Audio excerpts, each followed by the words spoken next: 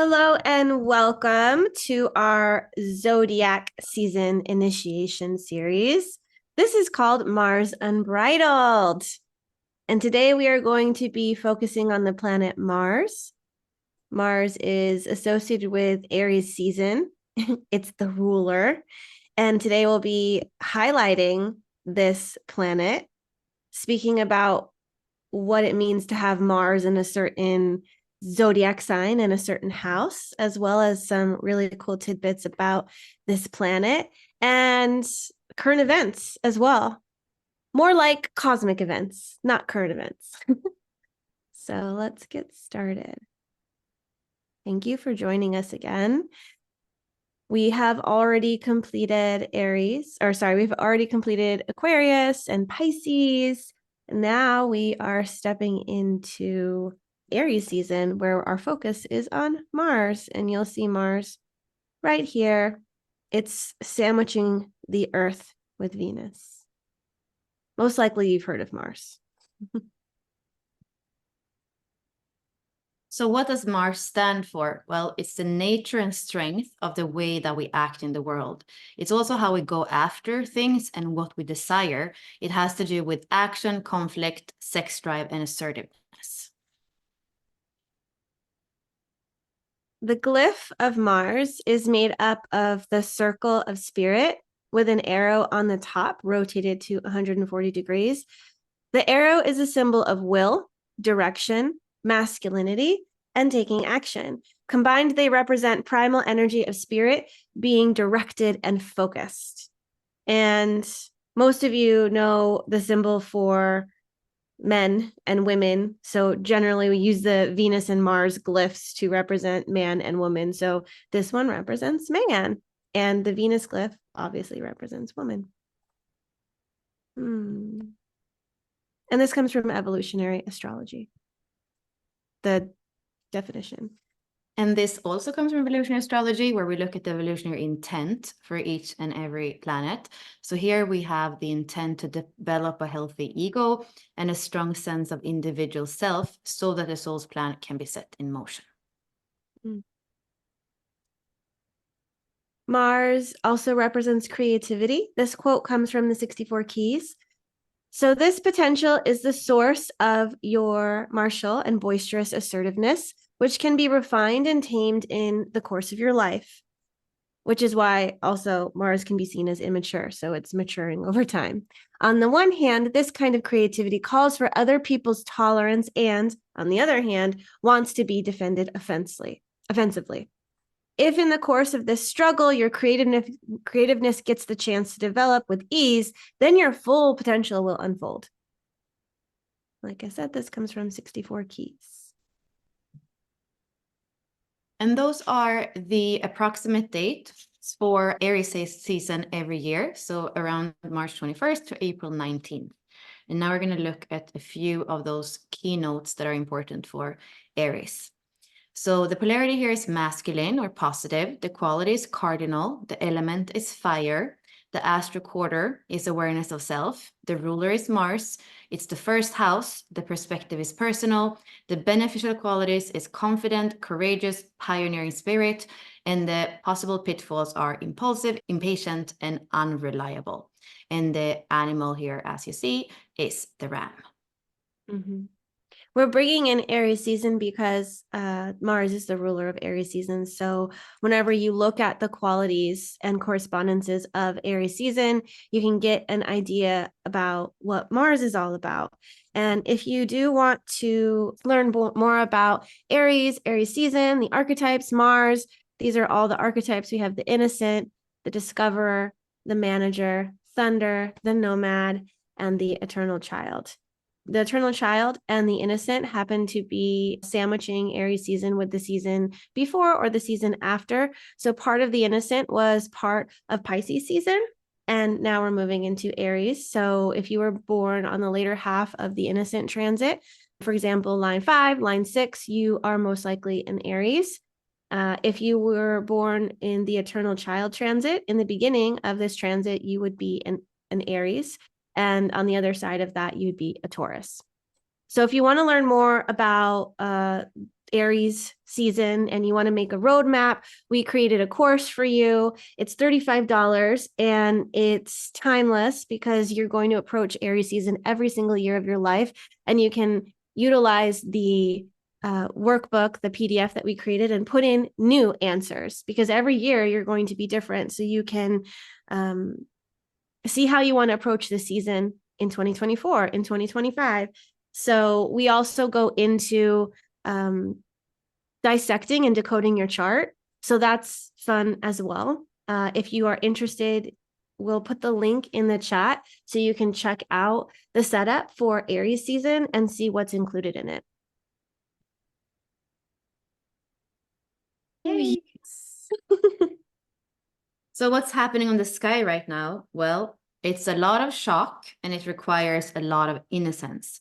And I actually want to show you the body graph of this, although we have this other slide, because I know that most of you are more than anything familiar with the body graph. So here, what you see in the chart, in the current weather, is that you have one channel that is activated.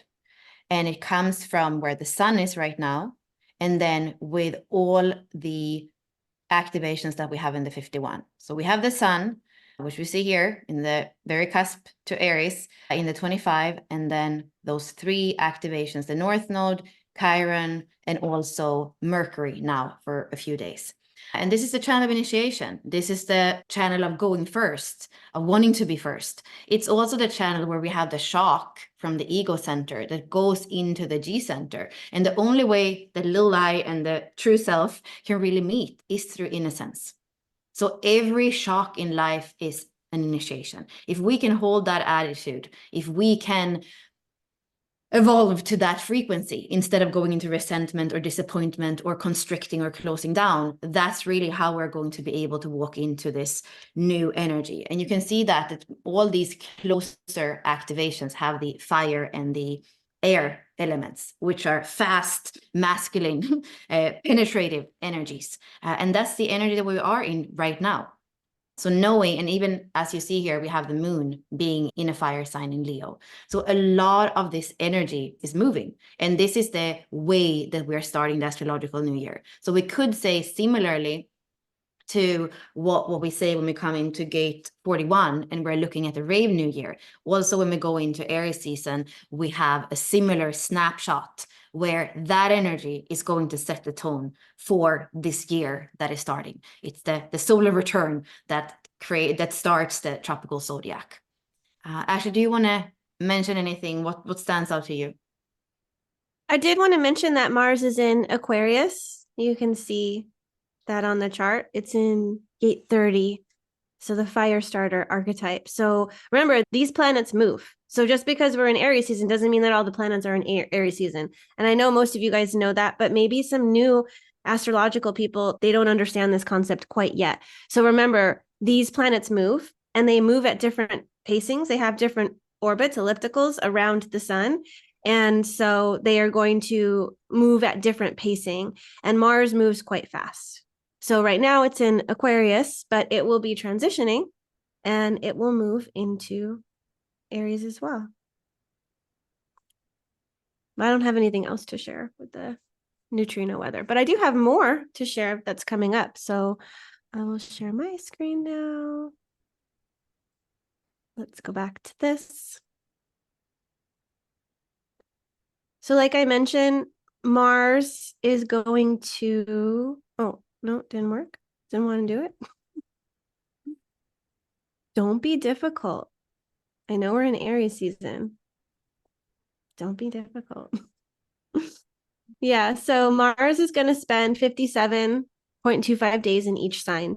And that's how long it takes for it to ocean. So the things I wanted to also bring to your awareness, because now is a very activated time, is that we're in an eclipse portal. We've got a lot of stuff that just initiated. Mars is an action taker. It initiates things.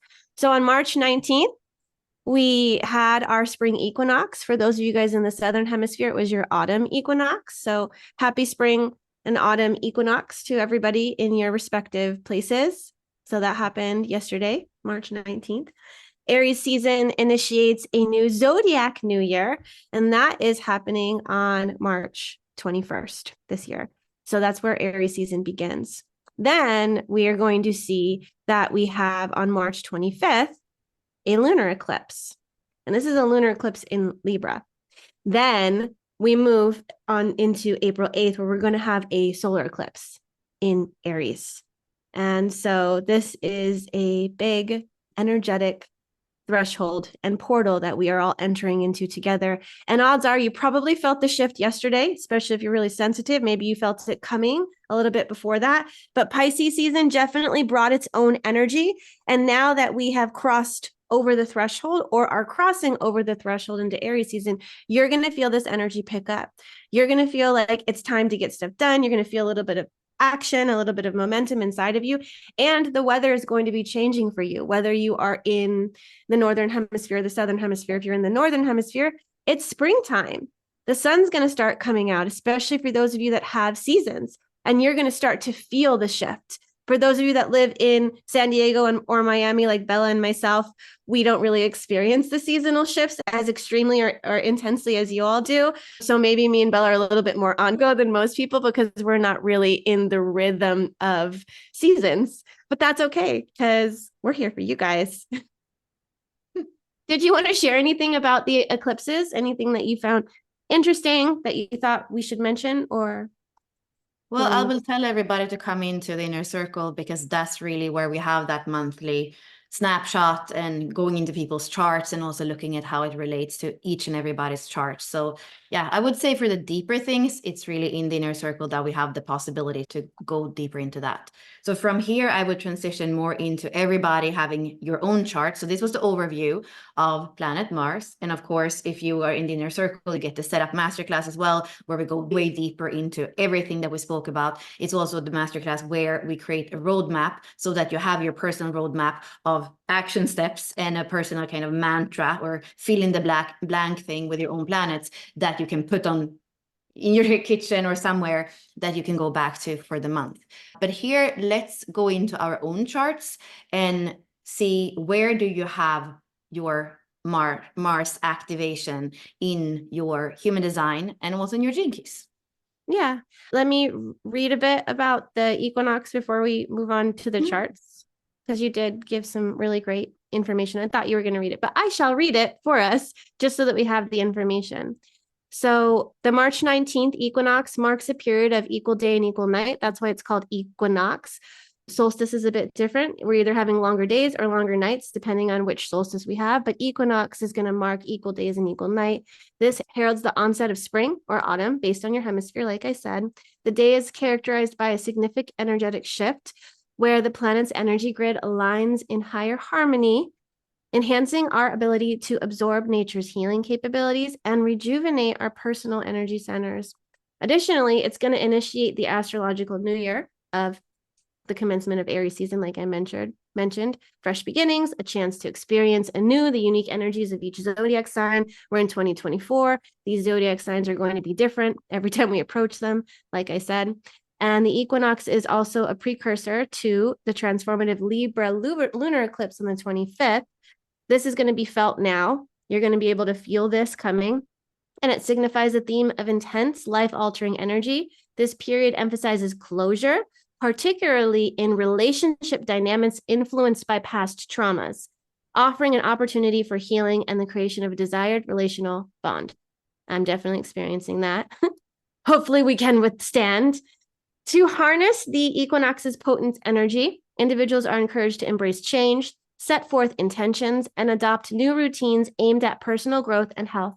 Activities such as spending time in nature, goal setting, starting or ending habits, reorganizing schedules, decluttering, and seeking spiritual guidance through the oracle or tarot cards are recommended to fully engage and benefit from this powerful time. There's tons of stuff also on the internet around the solar eclipse. And I think that there are some people, actually, this comes from Astrology Hub. They're actually doing a really cool portal that you can join for free as well. And that starts, I think, on the 22nd.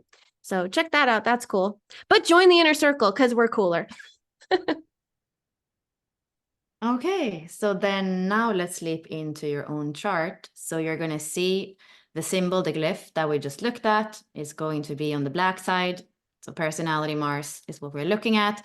In the gene keys, this is your EQ sphere. So you're going to see exactly the same number where you have the Mars glyph in your human design and where it says EQ in the gene keys. And the other side of Mars, of course, the unconscious side, is going to be the same as the core or the vocation in the gene keys. But now let's focus on our personality Mars. So whatever number you have before the decimal, that is the number that you want to check here in the archetype list. So in my case, I have the 46, so I would be the central. So if you want to be active with us, look at your gate for Mars and then look at the name of the archetype and write it in the chat.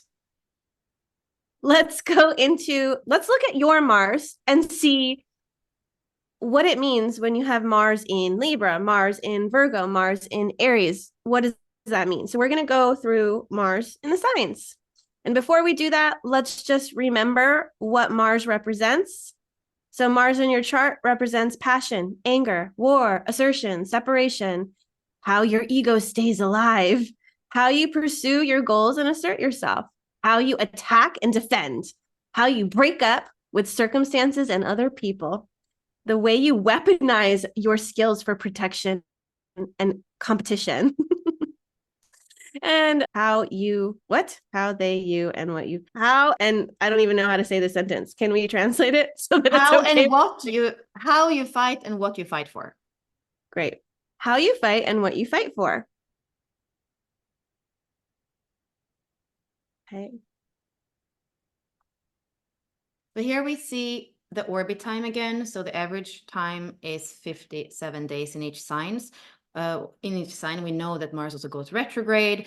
So around the whole wheel, it takes 2 years. So double the time for the sun is the time it takes for Mars to go around the wheel. So here, the first thing we're looking at is if you have Mars in Aries. So this might be how you are. You might be impulsive and action-oriented, reacting quickly without holding grudges. Challenges excite you, and you're always ready to start new projects. Your anger is quick but short-lived, and you value spontaneity and directness. And with this, I do want to say that I know a few people that have the sun in Pisces, for example, and they have Mars in Aries, and how that really changes how I perceive them, and I think how they are perceived in the world, because they have a lot of this fiery initiation energy that is so different from the Pisces energy. So looking at Mars is really important because it's one of the closer personal planets that are going to show you how you act, how you take action, how you act in the world, and also how you preserve your ego. The healthy ego. Without the ego, we wouldn't be able to be here. So is a kind of protection of the personality, the ego, to make sure that you're not consumed by the all. Mm-hmm.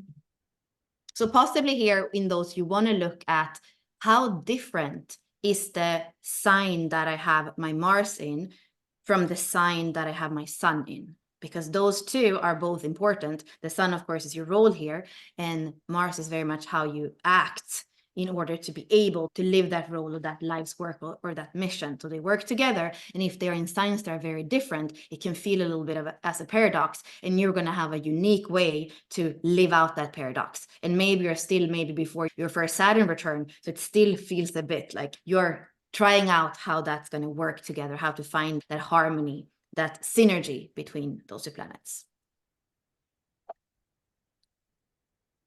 So if you have Mars in Taurus, you are determined and steady, pursuing your goals with patience and persistence. You value security and show a powerful temper only when provoked. Your approach to goals is straightforward, and you have a sensual nature. This is if you have Mars in Taurus. And then Mars in Gemini. Here, you're probably versatile and adaptable. You need constant change to stay engaged. You're quick-witted, enjoy intellectual debates, and use words as your weapon. Your energy levels fluctuate with your interest.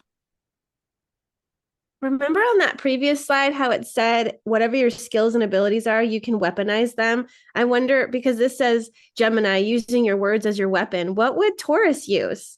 Their sensuality or their money? Or what is it that they're going to use as their weapon? The stubbornness, you think that you can make them move? Well, you can't. Says Sun in Taurus here. Well, you can't. Okay, let's see. Let's see about Mars in Cancer. Mars in Cancer makes you protective and sensitive. You act based on emotions. You excel in nurturing roles and may avoid direct confrontations, seeking security and emotional connection in your actions. Let us know how these resonate because you would know you best. And like Bella was saying, if you have your sun in another sign, or maybe you have some conflicting signs, it may be harder to identify this expression. Because didn't you have somebody or a partner that had Mars in Cancer as well, Bella? Mm-hmm. Yeah. And I see part of this in him, but not all of it. Yep. Mars in Leo. Driven by a need for significance and recognition, you pursue your goals with passion. Creativity and expressions are important to you, and you display strong and dynamic energy. Mars in Virgo. Mars and Virgo tend to be practical and meticulous. You approach tasks with efficiency. You're not typically aggressive, but can be critical. Organization and precision marks your projects. I'm Mars in Virgo. Sometimes I make mistakes though. So precision, like the slides, but that's okay. I've got Mars actually combust my sun because I have both Mars and the sun in the sign of Virgo. So I've got lots and lots of energy. Ashley, would you help Katya to just show her the neutrino weather slide? Because she doesn't know how to determine where her Mars is. And I want her to be able to, first and foremost, Katya, in your human design, what is the number? What's the gate? And then we're going to show you on the wheel where that gate is so that you can see the sign. But you really, all of you, you want genetic matrix. I will post. But she said she had the alchemist, so that makes her Virgo. So why is she asking in the chat? I think because for those of you that don't have the advanced chart where it shows the gate and the zodiac sign, some of you guys don't know where your Mars is. But in genetic matrix, you can pull up the pro chart and it allows you to see that one. Let me show the wheel like you were asking. Yeah, that's what I was thinking. Mm-hmm. So for those of you that are not don't have the pro chart, which I highly recommend, because you can pull your natal wheel chart, but it doesn't show the gates. So it's maybe we'll put it. Well, it's $12.99. You're gonna have it for a whole entire month. You can create as many charts you want for a month and either continue it forever or you can discontinue it. But it's definitely worth it to do the pro version for at least a month. Okay. So here's Virgo and here's gate 47. These don't change. So the gates are going to be associated with the particular zodiac sign forever. So 62 will always be Cancer, 23 Taurus, 47 is always going to be Virgo, 32 Libra. Yeah, and think about it this way. There are two ways or more ways, but there are two fundamental ways that in the world we have mapped the sky. So if we are in the Western astrology, we are mapping the zodiac signs. We are mapping the outer wheel where you can see the constellations. And of course, this is a model. It's not exactly where the stars are. It is based on the equinoxes. It's based on starting the astrological year in Aries on a specific date. And then on the inside, you have the Eastern way, the Chinese way of mapping the wheel. So it's mapping the wheel in hexagrams from 1 to 64. And like Ashley was saying, if we are looking at Aries, we're always going to have exactly the same archetypes. So that's also the slide that we showed you before that really showed you the cusps where we have the Pisces cusp, and we also have the cusp into Taurus. And those are the archetypes that are always going to live inside of Aries and also be the cusp archetype into the sign that comes after and the sign that came before. And let's do one more time the archetype list, and you can take a photograph of it, and then you will have it. And you can look for all different. That means I can change it to, and I can add the alchemist. So go ahead and look at this, and while I'm adding the alchemist. Yay. So go ahead and see which one yours is. I think we'll put together something that also is a cheat sheet. I was actually working on it before. It's a cheat sheet that shows the archetypes and the degree range and then the zodiac sign it's in. So that'll be helpful as well. But I'm not done with that, so you can't have that yet. And it just seems because 47 was making this thing with us, to us, that's probably a really good ally for the period to come. And the question is probably, are you transmuting karma or are you creating more trauma? Trauma, that's interesting. Oh my gosh. Are you transmuting karma, integrating it so that the darkness and the karma and the imprints become part of your wholeness? Or are you behaving in a way so that things get even more wound up? Where did we leave off? Cancer, right? Cancer, Leo, Virgo. So now we're in the next slide. Okay. Mhm. So we'll start on this one. Side quest. We That's just what want to make sure. So many of you are here. We need to make sure that you're with us and not that you feel left behind, because that wouldn't be community, right? That would be, I'll go with myself. I just want to be done with this representation, with this presentation. with this representation. Oh my God, sounds like we're in a lawyer battle. Okay, here's more. So Bella, come in with Mars and Libra. Mars in Libra. You weigh all sides before taking action, leading to indecisiveness at times. You seek fairness and balance, employing charm and diplomacy in your actions. Yes, this is me. I'm 0° Libra, gate 46. That's why she's seeking fairness. Mars and Scorpio don't care. No, I'm just kidding. I'm not Mars and Scorpio either. Mars and Scorpio, intense and focused. You pursue your goals with determination. You command a magnetic energy, demanding loyalty, and often possessing a secretive nature. Mars and Scorpio. Mars in Sagittarius. You value freedom and variety with a tendency towards optimism and a dislike for routine. Enthusiasm and idealism characterize your approach. Here's Mars in Capricorn. You may be disciplined and ambitious. You work towards your goals methodically. You value responsibility and control, often achieving your ambitions through persistence.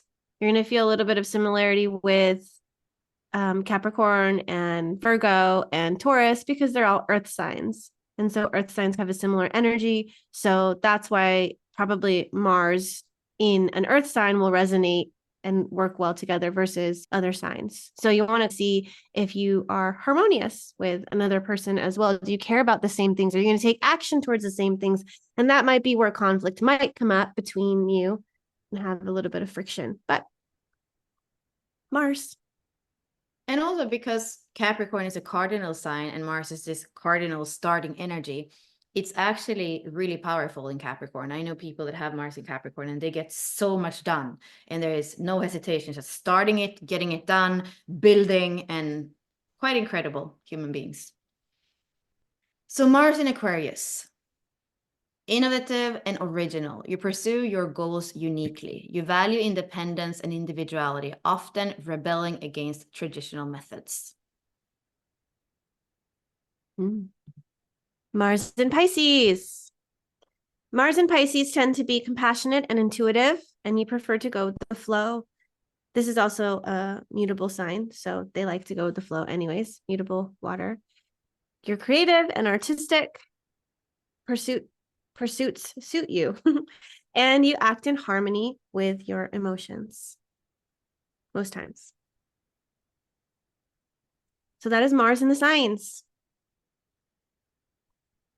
Through our lenses, through our representation of it. Okay. What about Mars in the houses? Oh, go ahead.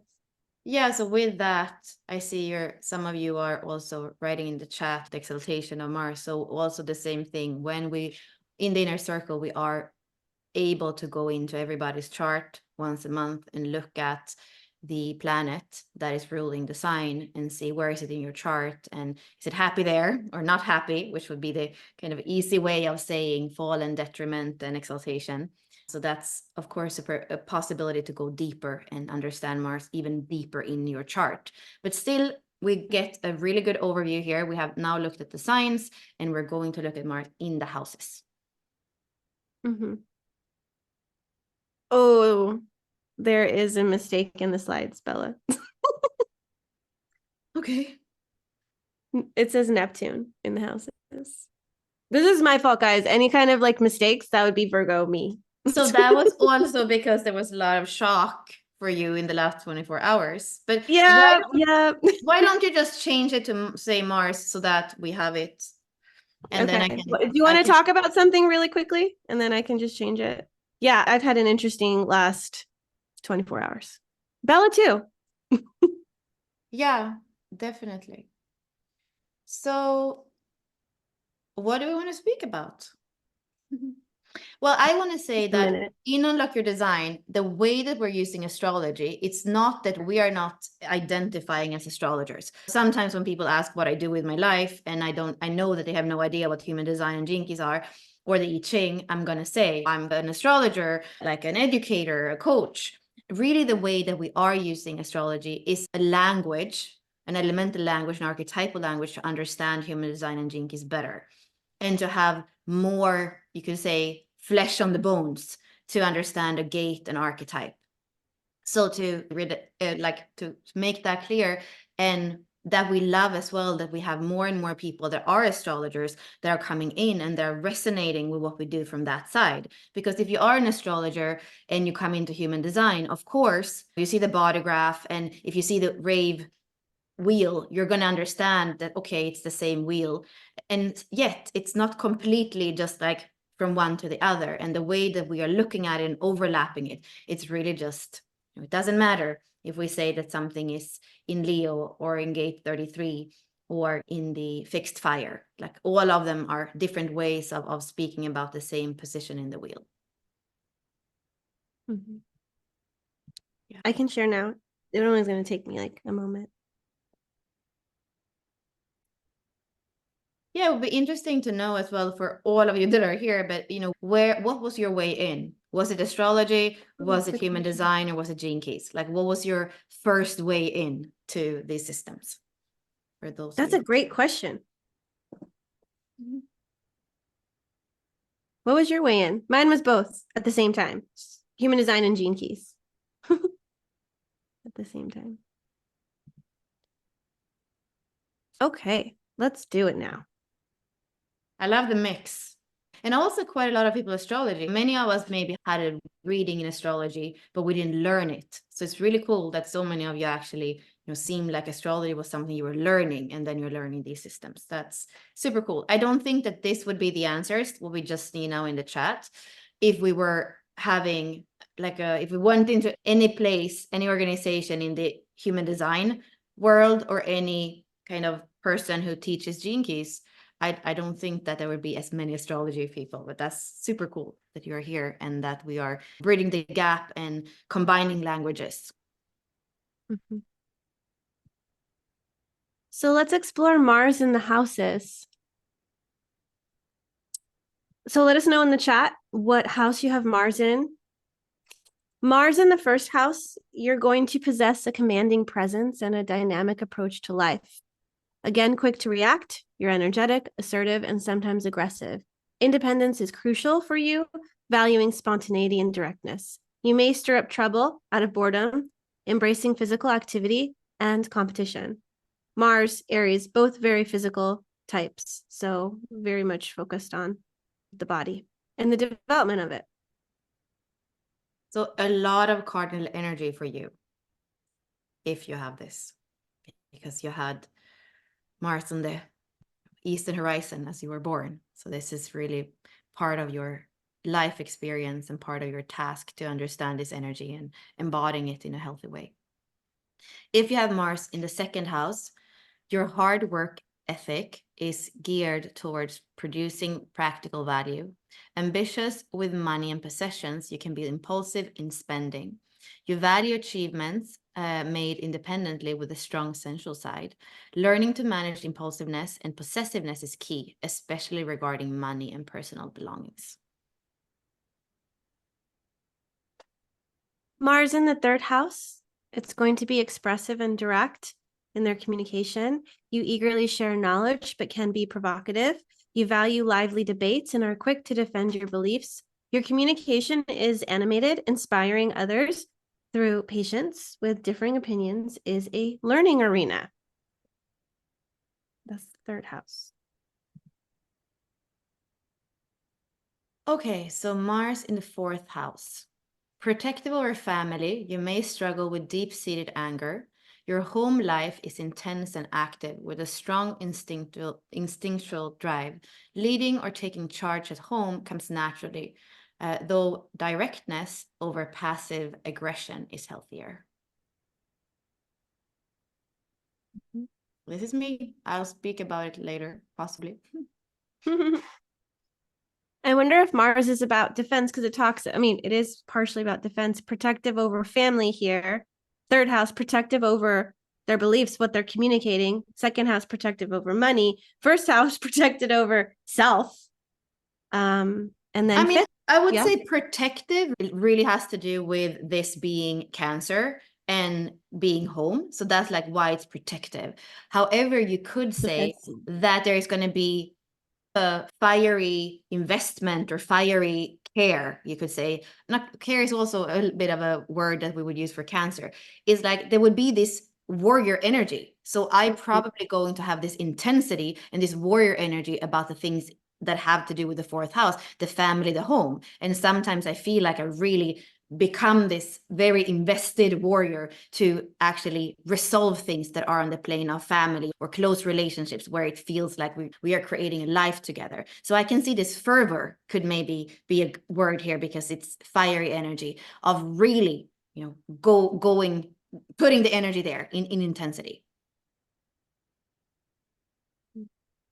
Yeah, passionate about Ellen. That's also a good word. Like there is a passion in this area of your life because we have this fiery, passionate energy that comes there and it's turned on because we also going to see sooner than later. I was going to say in the next few slides, we're also going to see about how the functioning is that we have to turn on this energy for it to be active. It's not always just active. But for me, when there is something that I really feel activated by that has to do with the fourth house, it has to do with family, that's where I'm going to have all that energy to go with it, to go for it. Passionate. Mars in the fifth house has a strong love for pleasure and romance, defines you.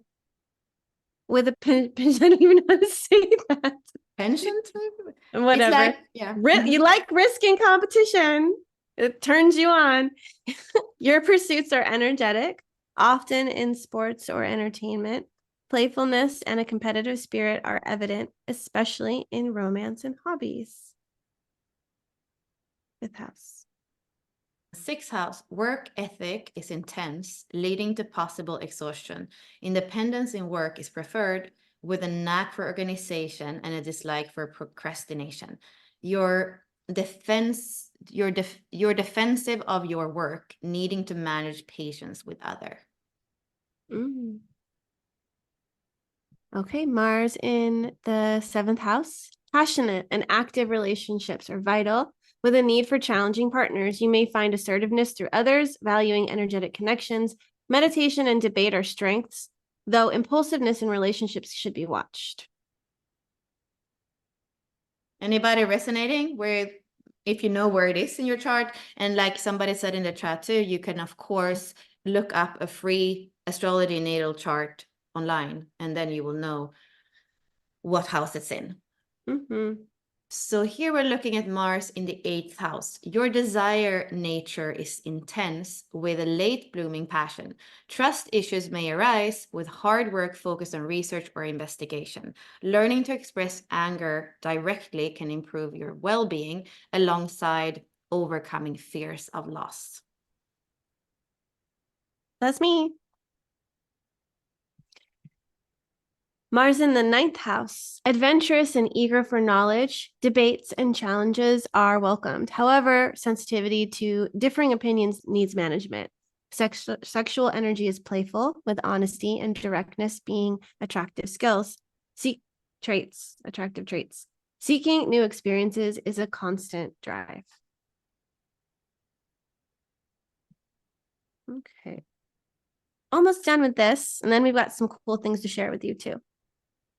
Mars in the 10th house, career-driven and goal-oriented. Independence in your professional life is crucial. You're effective when in control, with drive to pioneer and lead. Recognition comes from achievements rather than approval, sometimes causing waves in the pursuit of your goals. Mars in the 11th house. Organizing events and taking action for causes define you, though you may lead too often. Friendships are important, with a preference for engaging and passionate people. Your approach can seem detached in close relationships, valuing intellectual engagement. And lastly, if you have Mars in the 12th house, assertiveness may occur later in life, with a rich imagination fueling your desires. Struggles with confidence and a tendency towards secrecy can be overcome with time. Working for others' benefit comes naturally through learning to prioritize your own desires is essential for happiness. Bella, I'm not really feeling reading the houses this time around. I think we should change it for the next ones. Right? It's not really, I don't know. In Aries season, I'm like, I don't know about this. But we have some really cool dynamic events happening in the inner circle. So if you really want to dig into Aries season, we have a Q&A where Bella's going to do chart interpretations and also dig into some of the more specific aspects you're going to find in Aries season, and particularly in your chart. That's happening next Wednesday. Then the following Wednesday, we have Aries season and the archetypes, which is a workshop with me where we will do, it's going to be more like a play shop, a work play shop. So it'll be fun. There's usually music, movement, breath, sound. Aries will most likely have a lot of activity. So it'll be fun and high energy. And you can expect that in the inner circle. So always open to join as well. The core wound. Let's talk about it. Yeah. So here we are moving into the unconscious side for a little bit. So up until now, we were looking at Mars on the conscious side, which is a little bit more evident. So it's going to show up the ways that we spoke about based on the astrological sign and house. You can also look at your EQ, and that's also how it's going to show up, especially in relationships. And it's going to have an imprint that comes from that age between 8 and 14 years old. However, when we looked at the conscious, it's going to be way more hidden. Has been our unconscious. We're becoming more and more aware of our unconscious. So what we often say in Unlock Your Design is that we see how many of us are using our IQ or our Venus to run away from the core wound. But you can't run away from it, because as you see here on this slide, the core wound comes from the time we were in gestation in the womb. And it's imprinted there from our lineage. And it's something that is a collective and a mythical wound that our soul has taken on to resolve. And we're going to see as well that there are 6 different main primal or core wounds. And each soul has chosen one of them. And it's all about embracing this wound within. That is how we are not only liberating our own fuel for service and initiative, but also it goes back in the chain of our lineage, because suddenly we have enough awareness, enough embodiment to be able to work through something that the previous generations haven't been able to work through. But as we do that, we're changing kind of the memory of all the womb waters of everything that was before, because we are changing the now. It goes to the future, it goes to the past, and we are remembering our future through doing that work. There's so much potential energy stored up in this part of your chart. The more that you work with it and the more that you develop and mature your masculine, the more you can come into the highest vocation. And we call this the fuel. We've actually done a masterclass on it last year. It was for Business by Design, and we dug into fuel. But this is what happens once you transform the core. So when you're looking at the gene key chart, you're going to see that it lives both in the Venus sequence and in the Pearl sequence. But you have to access it first and see what is the wound. And when you can take initiative off of not the wound, instead the gift, you're going to unlock and unleash all sorts of growth in your life, in your finances, in your prosperity portal. And so then with that unleashed, you can then become more and more of service. But when you are acting off of your wound, you're going to be more self-serving, and it will not be as altruistic. It'll just be either to prevent yourself from feeling that wound or attacking others from touching that wound. And so you have to learn to live with it. It's not a wound that is going to be healed. It's actually the sacred wound that you'll always carry. So you'll always have the wound of denial. You'll always have the wound of repression. You'll always have the wound of linked with the gene key that lives in that sphere activated by your unconscious Mars. When you work with it, you can start to utilize the fuel, because as soon as you start transmuting the shadows, all sorts of light and energy start to unleash from the wound up, wrapped up parts of your DNA. So, and here's what Bella was talking about with the lines. So we have a wound and we have a medicine. Line 1's wound is repression, and they heal through self-honesty and heartfelt directness. And line 2 is denial, and they heal through ease, high frequency experiences with no agenda. Line 3 is shame, and they're going to heal with humor and no pressure. Bella, do you want to share the last 3 lines? I'm answering in the chat. Oh, okay, never mind. Keep answering if you want me to. Okay. So line 4 is rejection, and we heal this with gentleness, integrity, honesty, and softness.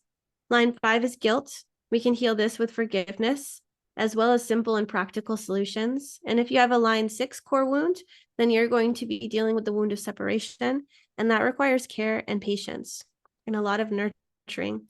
And a reminder that you are not alone, and that it's worth it to be human, and it's worth it to be here.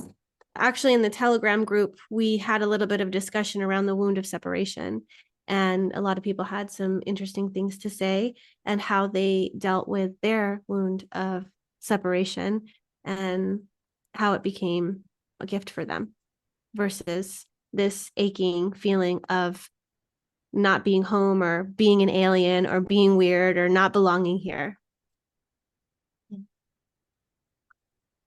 Yeah, thank you. So connected to what was said in the chat, the gene key where we can learn more about how this core wound feels for all of us is gene key 57, and it has this shadow of unease and this fear of tomorrow, because as long as this is here, we are always going to be conditioned by the low frequency of it and the weight of the lineage that is pulling on us. And when we are able to come into our own stride and authority, our own truth, the 57 is part of integration circuitry, individual circuitry. So when we find our own empowerment and we trust our own intuition based on stride and authority, based on your design, based on knowing who you are, that is also when you're able to unlock the higher frequencies of the 57 and that clarity that comes from living aligned with who you truly are. And then we're going to see a little bit later what codes for the EQ, but the other coding that you're asking for, Joe, in the chat. So in the Venus sequence, we have 57, where we can learn to understand the core wound. Then we have 46, where we can learn to understand the SQ. We have 48, where we can learn to understand the IQ. And then we're going to look later on why the 48 is going to help us to understand the EQ. Mm-hmm. And you can also think about that if the mother was in a deep state of unease while she was pregnant. What is it that it gets transferred to the embryo? And if that's the frequency that you've been in during the times of gestation, then chances are the child comes out and it has that base frequency of unease already with it. Remember that these core wounds are associated with your unconscious Mars. And so you have 2 Mars activations according to human design and Gene Keys. Luckily, Gene Keys does include both Mars activations. So like Bella's mentioning, she's speaking about unconscious Mars, which is also known as your core, or your where you find your core wound. And when we go into the EQ sphere, we're going to find personality Mars.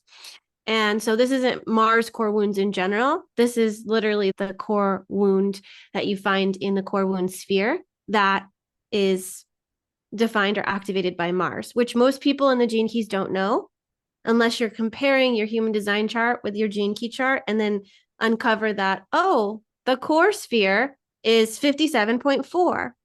And then when I look in my HD chart, I see my unconscious Mars is 57.4. So then you know and have decoded the or the Gene Key chart, knowing that Mars is what creates that core. So hopefully that's clear. We do go into it in our foundations masterclass, where we go into the basics of Gene Keys, human design, astrology, and all that, and we decode it for you so that you can see all the different spheres and what codes for it, which planet is activating that sphere. Okay, let's move on. We got some more to cover. So Bella mentioned this earlier. The myth of Mars. Is he all action? So I'm going to read this, and Bella, if you want to expand on it, you can. So Mars. Mars is passive until aroused. It is passive in the sense of lethargic. It is a misleading myth to see Mars as an active force. It is, however, an uncontrollable force once it gets rolling. Like a great ship at sea, once you get them going, it is hard to slow them down, whether they are on the right course or not. It is often thought that this term immaturity applies to the personality Mars. Once prodded, Martian energy quickly builds momentum at the expense of awareness. This comes from Raw and Richard's PDF called Understanding the Planets of Our Design. So when you're waking up the themes of that sign and of that house, that's where you might feel yourself just not being able to stop once it's triggered, once it's awake in you. Mm-hmm. Remember, we're dealing with that immaturity, and it's often impulsive. So they're okay until suddenly they're triggered, and then they go. And there's not a lot of forethought before they go. They just do it and complete it. And then if it was destructive, then oh well. And if it was not, and that's where the immaturity comes. It's like, do we have the awareness and the discipline to pause before acting? Or do we just knee-jerk react to things? So here we move to emotional maturity or immaturity. And so now we'll show you that EQ sphere. So Bella will introduce this one as well. Yeah, so here we are back now on the conscious side. So this relates to everything that you heard about when we spoke about the sign and the houses.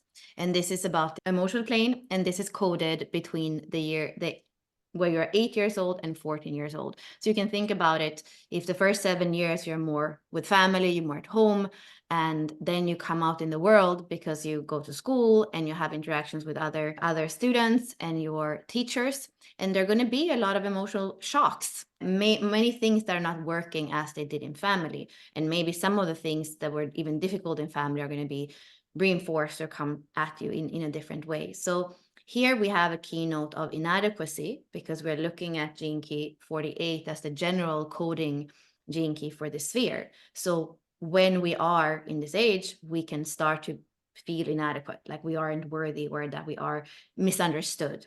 And that's also, of course, what leads to reactivity, what leads to different ways of escaping that feeling of inadequacy. And you're going to be able to see in your own chart, especially through the line expression, what you are doing. So there are keynotes as well for that, where we have self-sabotage in the first line, we have aggression in the second line, we have apathy in the third line, we have meanness in the fourth line, we have disrespect in the fifth line, and we have alienation in the sixth line, of the shadow of what can happen depending on how your Mars has been triggered and how it has tried to deal with that trigger. And do we have a slide on this one too? No, we don't have a. We do have a slide. Oh, we do have a slide. Okay, it comes further down. So we're going to see all that in a slide. But this is also where we can see what we really are, what's really beneficial for us in relationships, in order to remake those tracks. That's something we think that this is always going to happen in relationship, and then we just reinforce that. So there are also ways of re-imprinting. So we're going to look in the next few slides and also give you a visual map of what is it that we can use to re-imprint and to find our allies and the people that are going to have an emotional feedback loop, possibly, probably with us, and also what the escape mechanisms of an immature personality Mars can be for us, depending on our own activation here. And we are focusing again on the lines more than the archetype. Mm-hmm. Yeah, so if we dig deeper into conscious Mars, we might be able to discern and find that maybe there are love languages that your Mars enjoys. And so it goes along with the lines, like Bella mentioned before. So there is a shadow and a gift frequency.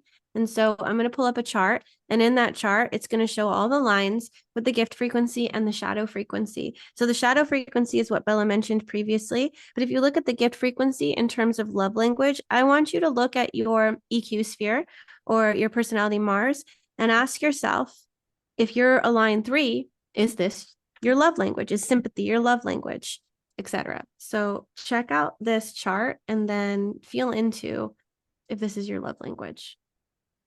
So line 1 is self-esteem. Line 2 is courtesy. Line 3 is sympathy. Line 4 is kindness. Line 5 is respect. Line 6 is reverence, which is like sacredness, viewing life as sacred. A little bit different than respect. It's like a deeper. I do have a little bit of issue with the word sympathy being a third line. Or you're a third line. Yeah. Bring in the gift of precision with your 62. What would you say was here? You know how somewhere in some places we have these keynotes of absolutely no pressure. So if you have a third line, you have some weirdness and some uniqueness in that sphere, and it's connected to the solar plexus and the desire of that solar plexus. And it's one of the 3 personal lines. So it's personal, it has fire, it has passion, and it wants to experience. So it's important that in the love language, or even if it's friendship, it doesn't have to be love, that there is this understanding for that adventure, that trial and error. So sympathy, it could be more about a word like understanding, or yeah, I think understanding could be a pretty good word. Understand my fire. And going back to this being Mars, it's also quite a lot of energy that's there if you have a third line. And it's important that you get to express that, because what's going to happen otherwise, well, the other keynote here is apathy. So you will go in some kind of escape pattern. So maybe you're going to look to the other one, you're going to look like you're in apathy because you just give up that it's going to work. Or you escape in some kind of way. You are an escape artist if you have a third line, and if you don't feel understood, if you don't feel like your fire, your passion, your experience is approved of, well, then you half die and you find another outlet for it. That is not always a healthy outlet. It comes out in some other kind of expression. It feels like a very tender place. Like for people that don't have emotional competency or are still struggling to build their toolkit for emotional resiliency and being able to shift, it feels like you'd in a way walk around eggshells with some of these. I can feel like oh my gosh, I don't want to trigger this kind of disrespect or meanness or apathy or aggression in somebody in their reaction. And I wonder if you can go back to the time that you were 7 to 14. What was the emotional weather in your house? And did your parents have the emotional competency to be able to hold space for you and also be able to process their own stuff? Because oftentimes when a parent is taking up a lot of space, there's no space for you. And so you're not developing emotional competency because you are walking on eggshells around a parent that doesn't know how to care for themselves. And so that's why we take the Venus sequence to go back so we can understand ourselves, understand the dynamic, and not shame, blame our parents, but reparent ourselves so that we know what we need to give ourselves. And I have the line 1, which is self-esteem. And I would also say self-empowerment. So oftentimes emotions feel very deep and big for me. And I'll go into the fight, flight, or freeze response. And generally, I go into freeze because a lot of things tend to feel like an Uden moment for me. And I'm like, what tools do I have? How can I work through this? And if I don't go into self empowerment and I don't know how to shift myself, my 47 can come in and I'll feel that oppression, either oppress myself and self sabotage myself, or I'll feel oppressed by the other because everything's moving too fast and all I can feel is the big emotional waves and I don't know what to do. So then I can self-sabotage and be destructive or be very dictatorial, which is the reactive shadow frequency. I'll oppress the other to get them to get off of me. And that's a reaction. And that's not me learning to transmute my own emotional waves that are wound up inside of me or inside of the dynamic, because I also have an open emotional center.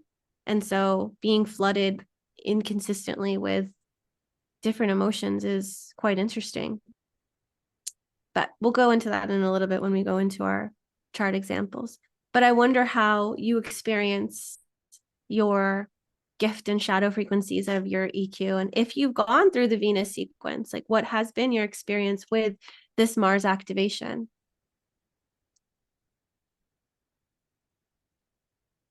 Okay.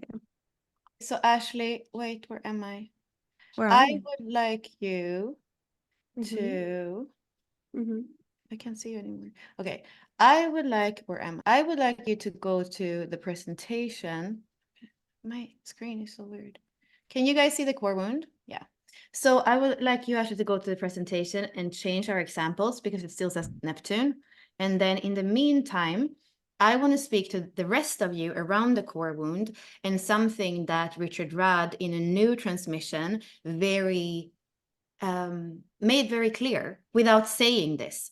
So in human design, we often speak about how often the personality side and understanding your astrology, understanding the conscious part is a portal into the unconscious. And that's why, for example, by understanding your conscious moon, that would be a gateway in understanding your attraction sphere and the unconscious moon. Or if you work with your Saturn as a kind of severe teacher, that could be a way in to understand a deeper layer of Saturn as more of a stability, like sometimes we say the grandmother or the structural feminine or even the masculine structure that can be there.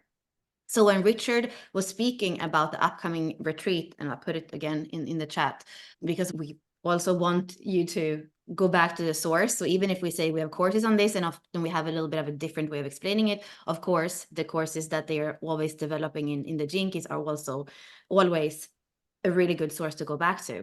So what really struck me when Richard was speaking about the core wounds of money was that he was weaving completely throughout all the wounds and all the healing possibilities, all the medicine, he was weaving the EQ and the core. So he's not simply just taking the core keynotes and saying, these are the core wounds of money. He's weaving them and also in the medicine or the healing. So he is saying for line 1, in the core wounds of money, he's speaking about the lack of self-esteem, which is actually the EQ, right? So I'm not going to tell you for each one of them which is which. I'm just going to give you, because this is a really good way, whether you're joining the Pearl Retreat or not, whether you're coming into our teachings with some of the business by design that we have done or not. This can be good to think when it comes to Mars for you. So if you have a first line, then the wound is lack of self-esteem. And then the medicine is claiming self-worth. If you have a second line, the core wound is denial, and the medicine is to create more self-awareness around how you're using money, how you're relating to money. If you're a third line, the core wound is shame that doesn't allow you to have prosperity. And then the medicine is self-forgiveness. If you have a fourth line, then the core wound around money is rejection or fear of rejection. And then it is about coming back to kindness and self-inclusion. And then if you have a fifth line, then the core wound around money is a delusion around money. And here you need to seek clarity, practical clarity around money.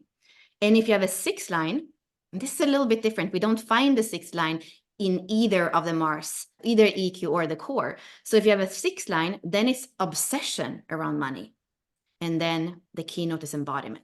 And everything is leading to the future. Everything is going through the sixth line. So whatever is there, and all of us in some way, we have a conditioning and an imprint around money. And really the solution for all of us is the embodiment of a higher truth, a higher frequency around that. So if this sounded interesting, come into any of the things that we are doing around the Pearl, around Business by Design or Sovereign, or the current retreat that is going to start in April with the Gene Keys. Mhm. Okay, now some personal examples. So this is Bella, and you can see that she has the 46.3 as her Mars, personality Mars activation. It's a Libra archetype, and it's in the 4th house, like she mentioned previously. It's also retrograde. So Mars was retrograde during the time she was born. And remember, she had said that the keynote here was understanding, or as Richard defined the keynote, sympathy or apathy.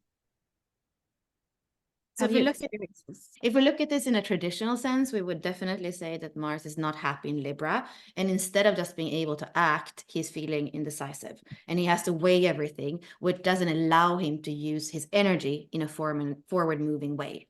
So that would create sometimes that we have this, we want to move forward, but we don't know how. So I have some of the most difficult things in my life have been big decisions. And that's where I also have to come back to me as being a sacral splenic authority and knowing that it's really the intuition of my body. And often it's more in a kind of flow or more in a kind of instinct or intuition that's going to lead me somewhere. If I try to figure things out with my mind, with an open head and ajna, or with the unworthiness of the not self of the ego center, or with other people's way of thinking or feeling about it, then I'm going to be lost. So it's very much to come back to the body as the compass. And that's where I feel that actually to be a warrior for fairness, a warrior for like true diplomacy or true harmony is beautiful. And then I do feel that third line has a playfulness in it. And when that playfulness can't be expressed, that's where in relationships, sometimes I feel this heaviness or seriousness that is both a keynote that the third line can go into, and the 46 as itself in the shadow is that seriousness. So to keep it with the passion and with the playfulness and with the acceptance and the understanding is so important. And then even this keynote that we just looked at, the self-forgiveness that Richard is now adding in for the third line, because you can be so hard on yourself if you have the third line, and that's not going to help the lightness. That's not going to help the flow and the sensuality, because it's serious to be hard on yourself. So when you can be lighter on yourself, that's also what you can create with other people and as you move through the world. How has it impacted you having it in the 4th house, since that's like home? It also feels like a stable consistency. And I know that you used to travel a lot. Do you think that if you didn't have a home base to come to, you'd feel as excited about traveling? Why is it important for you to have a home base? there needs to be a balance and a harmony wherever I go. Libra is about beauty, it's about harmony.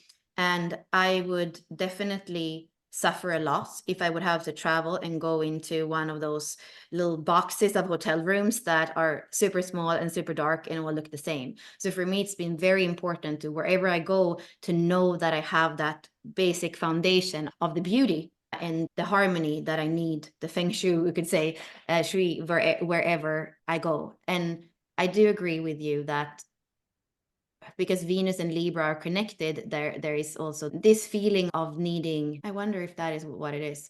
Yeah, of needing what you're saying. I think the other part that we were speaking about before is that you have the passion and the fervor in that side, in that part of the chart. So also being able to have that warrior, that passion, that energy when it comes to matters that have to do with family. So when you need to move mountains, you will.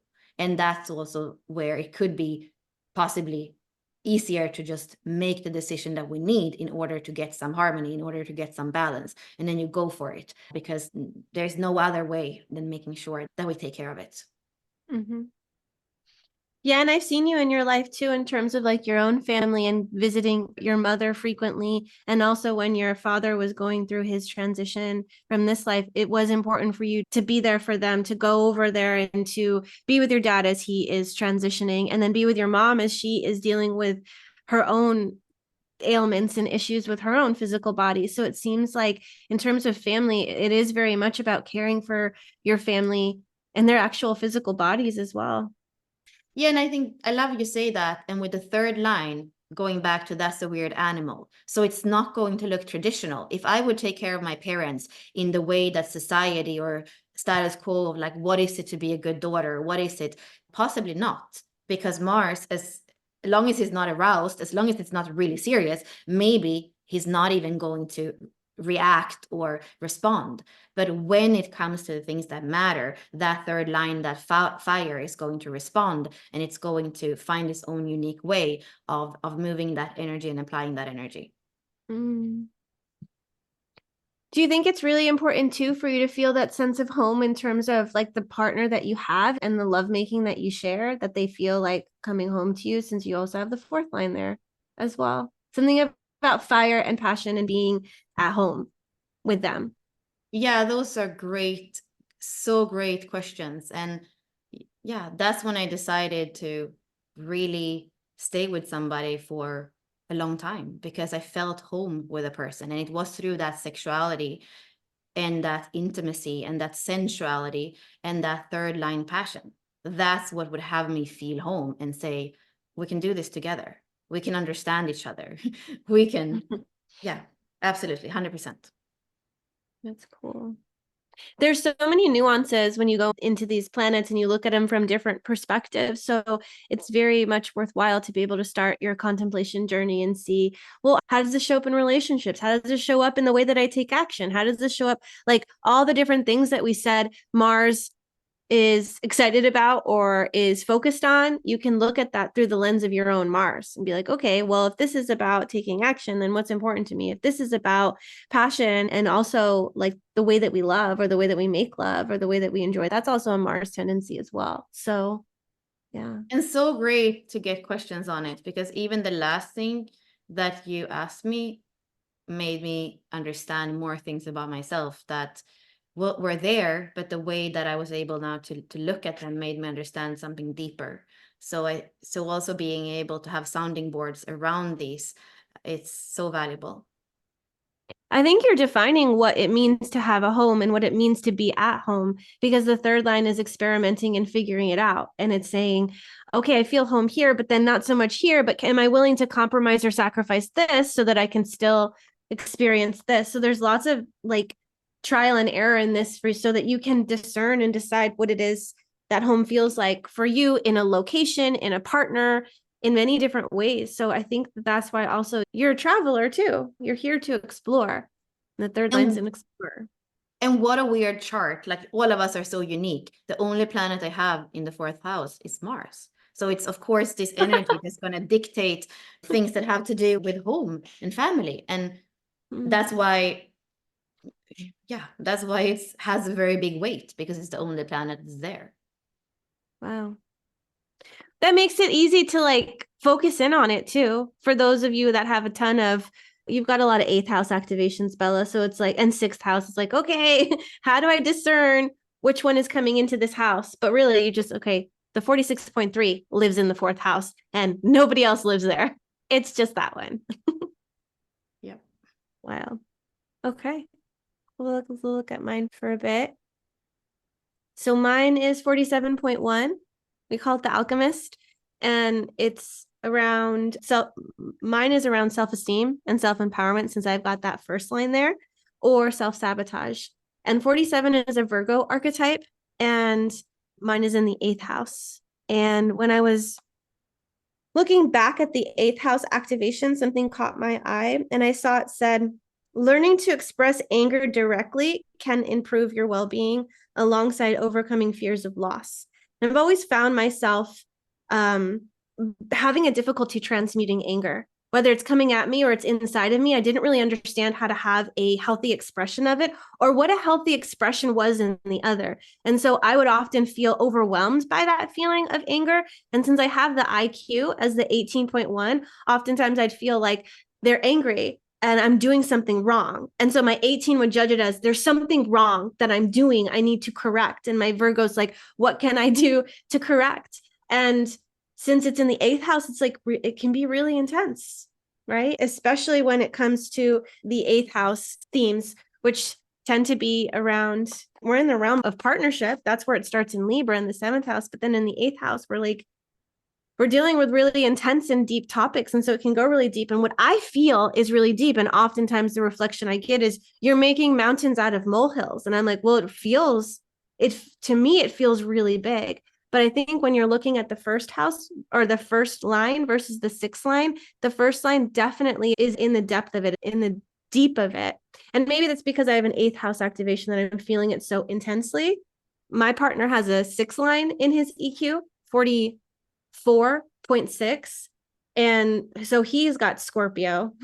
And oftentimes he's like, oh, your emotional process is like getting in the way, or it's interfering with having this conversation because you're just feeling so much. Can you just be more logical, or just look at the emotions instead of being in them of them? And so my process has been, how can I transmute these so that I'm not feeling that I'm being taken over by them, that I'm being in a tumble dryer, or that I can't see through the thick of it. So oftentimes it's much better for me to not react on emotionality. I have to find emotional clarity before I can get or emotional calmness until I get clarity. And the 47 is part of the abstract circuitry, which means you're not really going to understand things till it's over. So that's often where I get all of my epiphanies, is afterwards I can reflect on it and go into the details of it and be like, okay, this is why this happened and this is what I'm feeling. And then I can write things out, because in the moment, I'm feeling so much. So there's no logic that can really come out of me in that moment. So when Mars is reacting, or when I'm feeling the emotional realm, because this is my EQ sphere, I know that it's not really going to go anywhere well for me. So I might as well just feel my feelings and feel what's alive and present, and try to validate myself and try to validate my own emotions. And then when I get some space and first line aloneness, I can journal it, and then I can feel into, what am I feeling? What am I thinking? And then oftentimes I take it to somebody else and I say, hey, Bella, hey, XYZ, can you just hear me out for a second? And I'll just process with them, so that I can hear my own voice, and so that I can also see how are they reflecting back to me what my experience is. And sometimes they'll ask questions and it'll really help me clarify and define things. And if you look at the 47, it's looking for all of the different experiences in the past. Like, it's almost like creating a puzzle, and I have all these puzzle pieces, and if I put them together, what does it mean? And so that's often what I'm doing when I am processing things, is connecting it to other things, and then trying to create resolution through transmuting the suffering into medicine. I'm like, oh, this is why. And when I figure out the higher purpose, then it tends to be easier. But when I'm suffering, it's very difficult. Mm-hmm. Yeah, so what I see here is that it's a depth that's very deep, because of the first line, and also because of the 8th house is connected to Scorpio and the deep waters. If you only had a first line and we don't look at the house, we would say that a first line has to do with self. So then Ashley would be able to use that 47 to go back to her own karmic imprints and her own self sense, her self-esteem or her self-sabotage, and she would be able to in her aloneness, probably with more awareness, more embodiment, because that 47 is part of the codon ring of alchemy, which is all about embodiment, all about the cells becoming able to hold a higher frequency. So with just that first line and the 47, I feel like there is a lot of just possibility for self-resolution. The interesting thing here, like we say, everybody is very unique in their chart, is that she has it in the 8th house. And the 8th house is not about self, it's transpersonal. And it's really about you and the other and the merging with the other. So that is, of course, why she would bring in her life partner and say that and see that there are themes that are explored or they're mirrored in that, because with the 8th house, that transformation is with the other, not just in mirroring, but usually in merging, and also in the friction or in the fear and in the courage that is in that merging of the surrender and giving yourself completely, which is not always the easiest thing to do for a first line. But it's asked for in the 8th house to bring in the themes of the transformation, of the sexuality, of the deep waters. And that's where the true alchemy can happen. And yeah, Ashley, do you want to come in and say something about that? I just have a small thing after, but like, can you see how those are interesting, how they are playing together in your life and in your chart? I find that the gridlock tends to happen in the 8th house when my 47 knows that I need to go into aloneness, but I'm so pulled into the relationship and what's happening in it that I find myself not being able to get out of it. And it's almost like I feel as though I'm stuck in a cage with the other person. And then I'm like, and then it gets to a point in the immaturity of Mars that I tend to start to poke and punish because I'm trying to get them to shift, but I don't want to leave until I get my way. And so then I'm like stuck and I'm like this like little animal in the cage with them like, I hate you, get away from me. But then I won't leave knowing that's what I need because I'm like stuck in that 8th house. But as soon as I move out of that, and that's in the most extreme cases. And when I move out of that into the first house, into my aloneness, that's where I can actually tune into the tools that I have, which I didn't always have. I didn't understand that movement, breath, and sound could really help me shift my emotional realm. And so in that aloneness, I had been able to shift it so I can get to a place of emotional regulation. And in emotional regulation, I can come to the situation with more self-esteem, more self-empowerment. And as soon as that self-empowerment is taken and I feel like I give my power away to the other, that's where I get into the danger zone. Yeah. So yeah.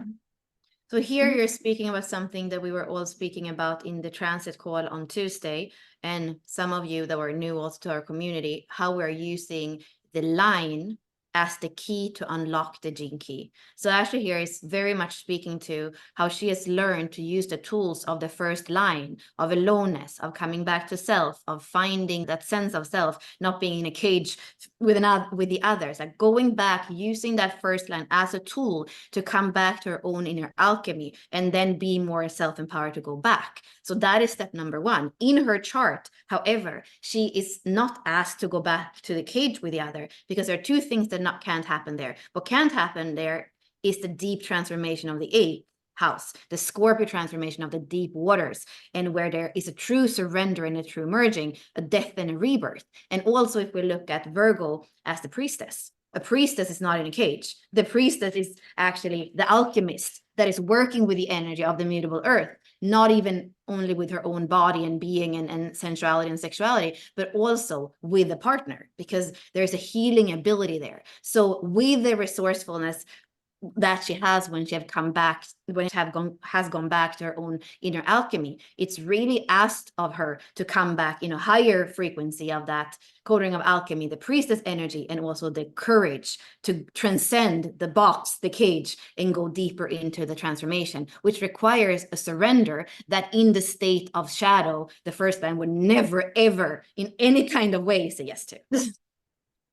That's so fascinating. And as you're bringing that up, I think to the programming partner, which is the 22, and then I think about how I've attracted so many people with the 22 in my life, and to see that the 47 is in my EQ, which is also connected to the emotional realm, and then looking at my body graph saying, oh, my emotional realm, my solar plexus is open. And so that means what's going to happen when the 22 comes my way with somebody that has it really strong in their chart, their emotions are brought to me. I'm feeling them and I'm experiencing them, whether they're honoring them or not. The dishonor can be there, and yet they're bringing me the emotion. And I'm here like, okay, what's mine? What's here for me to transmute? And if I can be empowered and anchored in myself, then it doesn't matter what wave they bring to me. But as soon as I get triggered, then I go into my way, then I go into the wave, and I'm not the priestess.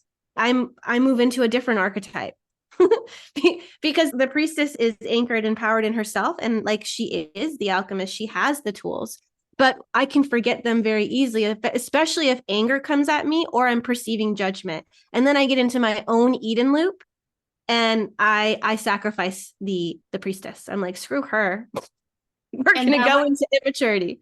Yeah, and that would be where we definitely see more of the shadow using astrology of Virgo, right? It would be the Virgo shadow that comes up instead of the Virgo priestess. So it's so helpful there too in what you're saying that's happening with you as well, how you feel judged, but probably also how you're judged and how you're making the other wrong. So we can use the frequency band for the element, or for the sign, or for the archetype, or for the line. They're all playing together, and the house, because the 8th house is very intense in a shadow frequency. It definitely feels like you can't escape your own death predicament in some way. But then there's also this portal to transformation and rebirth. Yeah, so this is an example of what we would do in the inner circle. And again, seeing that Ashley possibly have more challenge than I have, because she has the 47 in an undefined ajna with a lot of different hanging gates, and also two undefined centers around it. So there's a lot of openness. There can potentially be a lot of conditioning. And around the Virgo qualities, there has been a lot of conditioning society of how things should be. So that's probably more challenging than to have it as in my case, I have the 46 in a defined G center, which is also where my incarnation cross lives. So I am much more home and much more consistent and much more touching the world through those activations already in my own case with my Mars in 46. Great. Okay. I'm not sure I have anything else to share here, but it was fun to be able to go into Mars and to weave stuff together within our own charts, and also to see what your guys' resonances are with your Mars activation. So I hope that as we are entering into Aries season, that you will keep this in the back of your mind, or even do deep dive study with your Mars activation and what placements you have in Aries, because we are going to be traveling through this zodiac season collectively, and it's going, if you can get into harmony with it, it's going to help you take correct action to utilize the passion and aliveness that is inherent in this, and also really get to know and get anchored in yourself. Aries also connects to the first house. So this is about yourself. So what are your desires? What are your passions? So setting yourself up for success for what's coming in the future. So definitely you can decide if you want to join us and come together with us as we continue our journey in the inner circle. That's going to be dependent on if you want to sign up for a month or a year. But if you just want to get into Aries season, we have the setup course for $35, and that is lifetime access. If you want to be in the inner circle membership, we're going to have these live monthly events, like I mentioned previously, with the Q&A and the workshop that is connected to Aries season, as well as the discussions we have in the inner circle Facebook membership as well, where we're actually following the transits line by line. We have Yosei and Mary, who are our contributors in that space, and they share on a daily basis what each of the lines of these transits mean. And then they also are doing a podcast as well, where on every fifth line day, they're actually sharing and speaking towards that line. And they've done an interview with me, and they're going to be doing interviews with other people as well. So the community is developing quite well, and it's really cool to see the interaction and connections that people have. So yeah, if you want to join, there's a lot that's included. So let's just briefly go over it. But we have two different ways to join. You can either join the TEAL membership. The TEAL membership includes access to all of the setup Zodiac season master classes. So every month you'll get a new Zodiac season unlocked. What does that mean? That means right now Aries season is unlocked for you. And as you continue, you will accumulate more Zodiac seasons. You will also get access to the 64 archetype courses. There's about $3,500 worth of courses if you had all of the 64 archetype courses. And so every month, Aries season, we're going to have five or six unlocked. I can't remember how many are in Aries season, but you're going to have 5 or 6 unlocked. And then every month you'll get more unlocked. We also have our weekly walk in the wheel transit calls where you get access to the replay, and the general public does not. They have to be there live. You also get the Q&As with Bella, the archetype workshops with me. You'll have the Facebook community. We also have community events that are starting.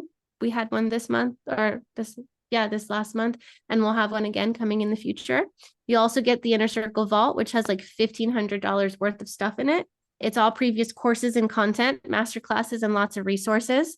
And we also include the Foundations of Gene Keys, Human Design, Astrology, and the Archetype courses. That is the one that we just did in January. We had a really amazing turnout, and lots of people ended up purchasing that. So that has been a really good resource for you to have the foundation. This is $64 a month, paid monthly. You can cancel at any time. If you use the code TEAL, you're going to get $20 off your first month. So you can use that code, sign up for the Inner Circle membership, and see what it's all about. That's a lot of value for, what is it, $44 this month? So you're going to get all of Aries season, right? The setup is $35. So if you're already thinking about buying the setup, you might as well pay a little bit more to get the Inner Circle for $44 this month, $64 the next month, and you'll get all of the Aries archetypes and the Aries setup course, which you can obviously buy individually. If you sign up for our gold membership, we just launched that. The gold membership has access to everything that the TEAL membership has, except because you're signing up for a year, you get all 64 archetype courses and all 12 Zodiac season masterclasses at once. That means instant access. You're not waiting to get the archetype courses. That means you want to go into your chart and you want to look at all your archetypes and it's not in transit, then, oh no, I don't get access to it. But if you have a yearly membership, you will. And if you have joined the Inner Circle this year, we are working on transitioning those of you that purchased the Inner Circle for the year membership. We're working on transitioning you over into gold membership status because we are just launching that. And you'll hear more about this as well because we will be launching the Inner Circle as well coming up soon. Year memberships also get 10% off personal readings and 20% off our courses. So there's a lot of perks for joining for a year and walking the wheel with us. So that's about it. And you can use the code GOLD to get $60 off your year membership. And we hope that you will join us. You want to share anything about the Inner Circle or? Yeah, there are people asking about how many people do we have in the membership, and it's very intimate. And we know each other, the ones of us that are coming on the calls. And then there are some people that are just really using us or the membership as an encyclopedia. So it's just this like big library with replays and things that are happening all the time. So it's very much you individually and uniquely that decide how you want to be part of the community. And that goes back to your unique makeup in human design and in astrology. But yeah, this is our oldest circle, we could say. This is what you've been doing now for over 5 years. So it's definitely something that's always alchemizing and changing and shifting. It is where you would go if you would want to learn to bridge the gap between human design, gene keys, and astrology. That's why you have 64 archetype courses, including in the yearly membership, plus the 12 zodiac signs with the ruling planets. So you get all the signs, all the planets, all the archetypes, plus the things that we're doing to have fun around them. Yay.